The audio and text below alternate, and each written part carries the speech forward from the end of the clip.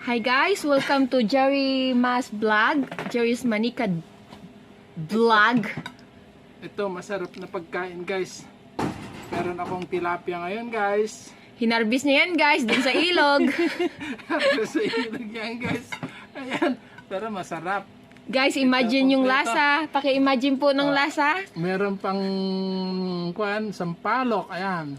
Kinuha niya po yan dun sa ano niya, sa Hacienda de Manicad.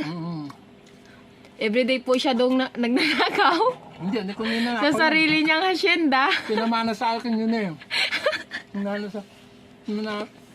Pinamana ng aking ama sa langit. O yun, binibigyan ko yung mga customer ng mga sampalok. Ito. Kompleto guys. Biro mo ba naman? Yan po yung gulay na walang Hindi na kami- lasa. Oo, walang lasa pero asin to. Ayan guys. Kompleto tayo. Yan yung tapos yung sampalok guys, talagang malaking bagay sa amin yun. Kasi tignan mo. Kuya, naman, patalastas naman ang asin mo. Ay, Patalastas asin na to. mo yung asin mo. Ay, hindi ko alam kung paano ngok ngok ngok eh. Masarap po yung asin na yan, guys. Masarap daw. Talagang ayan. Ayan. Tapos yung gulay na yan, yung pahabang buhay. Yan po, guys, kay Jerry.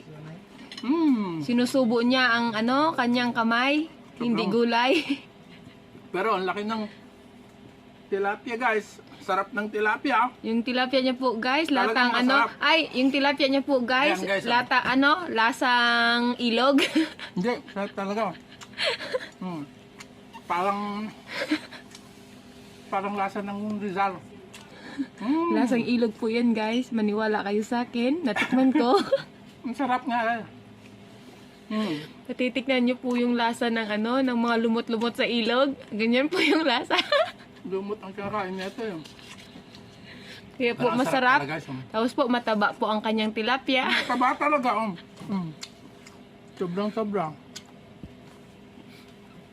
Pero maraming salamat sa Diyos guys. Biro mo ba naman? Tayong mga ordinaryong tao. Marami tayong yung lahat ng ilog dyan ay sa atin. Yung mga mayayaman, di sila nakakapunta dyan eh. Kaya talo natin sila. Mahaba pa yung swimming pool natin kaysa kanila. Hindi nga lang natin itetulo kasi lang walang pinagbabawal sa batas na hindi ka pwedeng kumuha. Ang kamatis pa.